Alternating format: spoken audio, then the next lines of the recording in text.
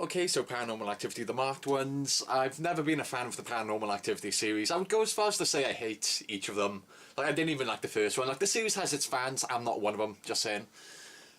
So for those of you unfamiliar with the series, the marked ones is the 5th film in the series, but it's technically the 6th, because there was this unofficial Japanese sequel to the original called Tokyo Nights, but it kind of, like, it's not canon, so people don't really count that as part of the series. I don't think much people know about that one anyway, so, for the sake of, like, not, you know, like, complicating things, let's just call the marked ones the 5th film in the series, because I guess that's what it kind of is. Okay, so while it may be the 5th film in the series, it's not Paranormal Activity 5. The producers are calling the marked ones a spin-off. So we are getting Paranormal Activity 5 either this October or like next year in October. Like, they haven't confirmed the release date, but it is coming, but this is not it. Just to get that out there for those of you who don't know. So the marked ones is a spin-off. Why it's a spin-off I don't really know, because this is way more connected to part 4. This is way more connected to the main series than part 4 ever was. So if anything, part 4 should have been the spin-off. So that's one thing I'm kind of confused by. I think what went on here is that even the producers thought this film was terrible. So the producers thought this film was so bad they decided to call it a spin-off, because if you have a movie series, I guess if you have a movie series and there's a really shitty movie, it's better for that shitty movie to be a spin-off as opposed to a direct sequel and part of the main series, because it kind of like lessens. It doesn't damage the reputation of the series as much if it's a spin-off as opposed to like an actual numbered sequel, I guess, if you know what I'm saying here. Moving on. So for those of you who want a quick rundown on like the plot of the story, there's not really much to say. It's Paranormal Activity. What do you expect? Basically, we revolve around two guys. They kind of live in like this ghetto area, which I thought was kind of weird. I mean, I guess that's new for Paranormal Activity. Like, you know how the other films kind of take place in like a family household, like a normally family house. This one doesn't. It takes place in like a ghetto, in like this apartment complex, which I thought was kind of weird. I guess that's kind of cool though, that they're trying to change things up a tiny bit. Like, we get a new location, so I guess that's good. I don't know, it just felt kind of weird. It was kind of like Leprechaun Back to the Hood, if you've seen that. Yeah, but anyway, so the story of the movie is just these two guys in this apartment complex. This old spooky witch lady dies. She like lives in the apartment below them. She dies, and then after her death, they begin like this demon or ghost, whatever you want to call it, starts to haunt the two guys, and the movie just goes off from there. Them being haunted by the demon. Like, throughout the course of the movie, one of the guys is starting to get possessed by the ghost, and as the movie goes on, like the possession gets stronger and stronger, and the ghost has like more influence over the dude, so he starts getting like more aggressive. That's basically the story. So it's Paranormal Activity, nothing really new here, it's the same old stuff. So I didn't like any of the other movies, like I said, so big surprise, I didn't like this one either. I think the main problem with this series, or at least for me, is that there's a very clear formula by this point. Like, you can go into these movies with a checklist and you can tick off the list as you watch the movie, because they are all the same. How each movie plays out, for those of you unfamiliar with the series, this is how it goes. The first 15 or 20 minutes of the movie are spent introducing us to the new characters, the new set of characters. Like, the first 20 minutes are just the characters doing really boring, mundane stuff, like just goofing around with the camera. And then around about the 20-minute mark is where the paranormal activity begins to happen, pun no intended. That's like when the ghost starts to like haunt them and just starts to wreak havoc. As the movie goes on, obviously the activity starts to get more and more intense, a bit more aggressive. That's the rest of the movie as well. So the first 20 minutes are spent like introducing us to the new characters and just them like goofing around. And then the remainder of the movie is just generic haunted house movie shenanigans. And then the final like 2 minutes of every single movie progresses the overall story of the series like a tiny bit. I don't think this is a spoiler. This is kind of common knowledge. Like, I mean, this series has been around for like 5 years now, so this isn't much of a spoiler. But basically, what's responsible for the ghosts or the demons is a coven of witches, or a cult, whatever you want to call it. Like, a coven of witches are like conjuring up these demons and ghosts, so they are basically like the main villains of the series, this coven of witches. Like, they were introduced back in part 3, but I don't think this is a spoiler, because I think this is common knowledge by now that a coven of witches is kind of like the villain of the of this Paranormal Activity series. So with the formula of the movies, you get the first 20 minutes are introducing us to the new characters. Then the remainder of the movie is like generic haunted house movie stuff. Like, you know, you get the jump scares, whatnot. And then the final, like, 2 minutes of every single movie introduce, like, they kind of reveal a tiny bit of information about the cult. Like, we learn something new about the cult at the end of every movie, but, like, a tiny piece of information. So, like, because they're basically drip feeding us information about the cult, so it's not really, I don't really find it entertaining or interesting or, like, worth watching these movies. Like, perhaps if they progress the overall story of the whole entire series quite a lot in every single sequel, I would think it's worth watching, but I personally don't feel as if it's worth watching each sequel, just even if you're interested in the overall main story, because they give you such a tiny bit of information in every movie. The piece of information is so small, it's not really worth, like, waiting through the whole entire movie to find out. And the thing is, Part 4 didn't even reveal anything. Part 4 was, like I said, it was barely connected to the main series, Part 4. Like, it didn't really progress the story at all. It was kind of like a filler film. Like, it didn't really do anything. Okay, so yeah, that's the thing though. So like I said, there's a very clear formula by this point. Like, it's the fifth movie in the series. It's kind of really redundant at this point, I guess. Well, at least for me. I mean, if like you can still like these movies even with this clear formula, because if it's a formula which you kind of enjoy and get a kick out of watching, then good for you. Like, you can get entertainment value out of it. But for someone like me, I just don't find it entertaining. I don't find this formula entertaining to watch, because, you know, there are other, like, horror movie sequels that I do enjoy which follow a formula, like Friday the 13th. It's pretty much Jason killing someone in every single movie, just killing a bunch of kids, but it's a formula which I get entertainment out of. Like, that's the sort of thing I can get into. So I guess it just comes down to personal preference, personal taste, like what you enjoy, I guess. So if you can enjoy this haunted house movie stuff, like, I'm not saying I hate the haunted house subgenre, or, like, you know, ghost haunted house movies, whatever you want to call them. I don't hate them. It's just whether or not they're done well. If they're done well, I'll enjoy them. Like, the same for every other kind of movie. But the thing is, with the Paranormal Activity movies, I just feel as if they aren't done well. That's why I dislike them. Like, if you wanted me to sum this movie up with one word, I would just say it's boring. That's the main one word I would use to describe it. It's just boring. Like, this movie is only 80 minutes long, but I swear to God, it felt like 2 hours. It felt really long, and I was just bored for the most part, like, watching this movie. Yeah, like, I guess my attention kind of peaked up a tiny bit during the final 5 minutes of the movie, because stuff was actually happening. Because, like I said, that's the way the formula goes with these movies. In the final 5 minutes, something actually happens. But that's the only time anything ever happens in these movies.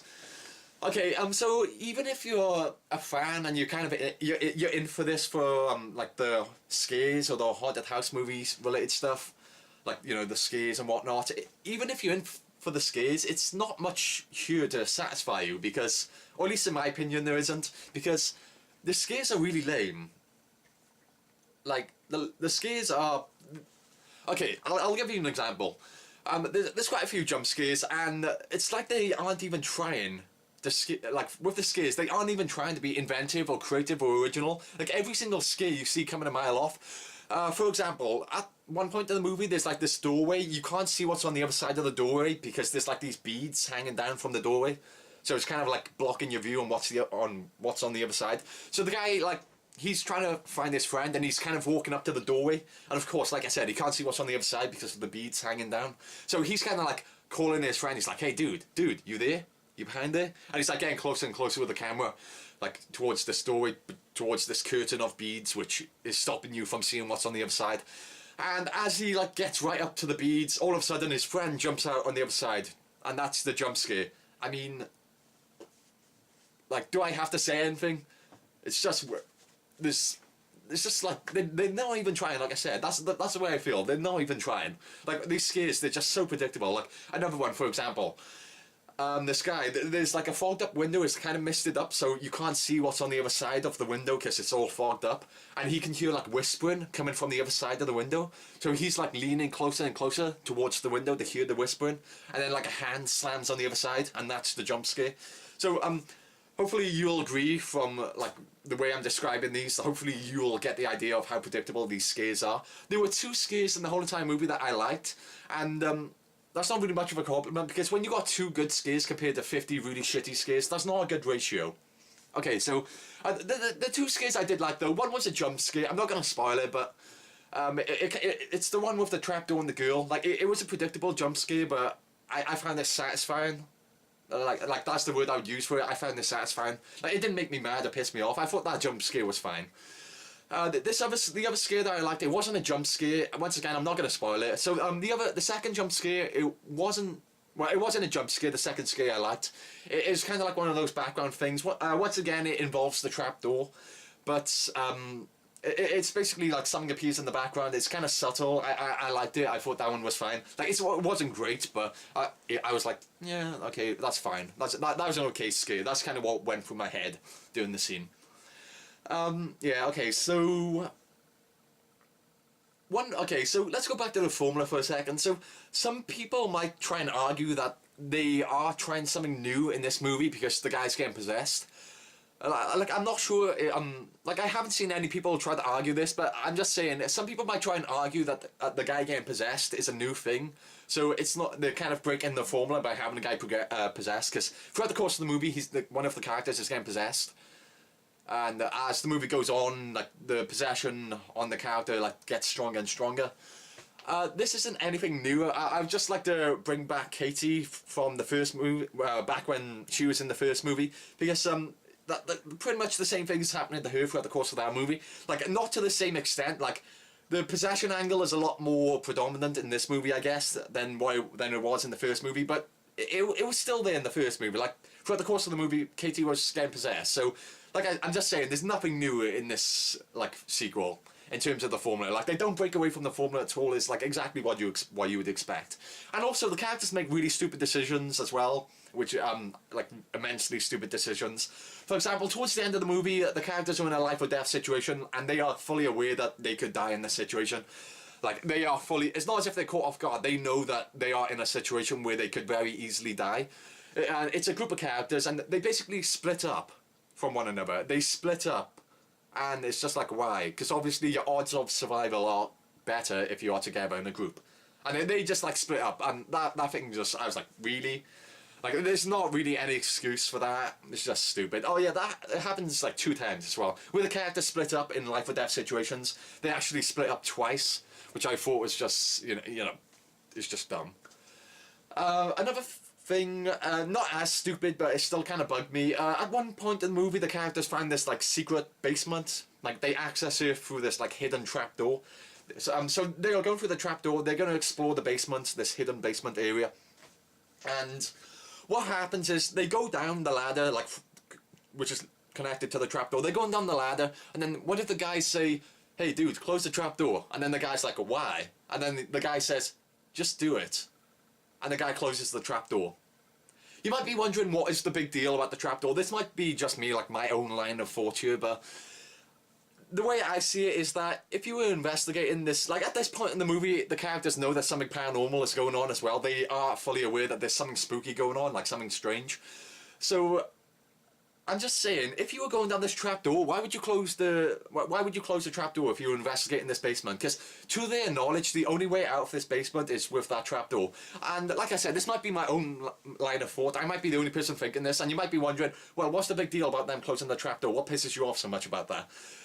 Well, at least in my mindset, it's just the idea that if you close the trapdoor, it's just the idea that if you try to get out of the basement later on, perhaps the trapdoor might be stuck. Like the demon or the ghost might be like, you know, keeping the trapdoor locked or shut so you can't get back out. So I'm just thinking, why you just want to leave the trapdoor open to make yourself feel more comfortable? I'm just thinking. So I don't know. Like, and the thing is, the logic they gave was just, like I said, it's just stupid. Like it's literally like this. Dude, close the trapdoor, and then he's like, why? And then he says, we're not supposed to be down here, just do it. And that's the reasoning behind it. Pretty weak, if you ask me. There's a few moments of comedy or humour throughout this movie, which I thought was kind of weird. I don't recall... I can't recall a movie, the Paranormal Activity movies doing this before. I think this is a first. Oh, okay, I guess that's a new thing they've done then in terms of formula, making it a bit of a comedy. But I don't know, the comedic elements aren't that like heavy or anything. It's just 1 or 2 moments here or there which are throughout the film. I was fine with them for the most part. Like, I'm really cynical when it comes to like comedies, or when a movie tries to be funny. Like, you can very easily make me mad if you pull a really bad joke in a movie. Like, I will get like really irritated by it. But I was fine with the jokes in this movie. There was this one really stupid one which I wasn't too fond of, but for the most part they were fine. Like, none of them made me laugh, but they didn't make me mad either. So that's one positive I can say. The characters, I don't know. I didn't hate them. I guess that's one positive thing to say. I wasn't too fond of them, but I didn't dislike them either. They were kind of just there, which is more than I can say for part 4. So that's one positive thing I can say about this. And you might be wondering, where does this movie, if you ask me, where would I rank this movie in terms of the other films? Because, like I said, I've hated every single movie. I think personally, I would say they've gotten worse and worse because, part 1 sucked, part 2 sucked even more, part 3 sucked even more, part 4 is just, like, god-awful. I think part 4 is where, like, even the die-hard fans of the series admitted that it was bad. Like, part 4, I think, is universally hated. I would say this movie is better than this movie is better than part 4. I will admit that. It's still a terrible, god-awful movie, but this is better than part 4. I'll give it that. But the thing is, I hate it more than part 4. Even though I can kind of acknowledge that it's better than part 4. Like, I hate it more than part 4. I think the reason, like, to give you another, like, example, is like Final Destination. I thought the first movie is a really good movie, of course. I like the first Final Destination. That's a lot of fun. Second one was, I guess it was okay. The third movie was when, like, the formula, because like I said, the Final Destination movies, it's a very clear formula, and it's just boring as hell to me. Like, by the third movie, I was just really bored. And the thing is, even the deaths, they got really lazy with the deaths, and they're just, like, they weren't even trying by part 3. Like, the deaths were just boring as hell. Like, I like the nail gun death in part 3, but aside from that, all the deaths in part 3 were just really lazy. And then part 4 and 5, the deaths were just, like, don't even go there. They weren't even trying. Okay, like, I do get the appeal for the Final Destination movies. Just go to watch the creative ways people die. I get that, but the thing is, the movies are like 100 minutes long. Approximately 8 characters die in every movie. So that average, like, let's do some rough maths. That's, on average, that's like 12 or 13 minutes. So every 13 minutes, one person dies. And that's not really worth my time. Like, you got to kill off a lot more characters than that to keep my like, interest in a movie like that. Because the thing is, the only interest or the only entertainment value you get out of a movie like that is the way people die. And the way the people die in those movies, it's really lazy and uncreative. In the later sequels, at least.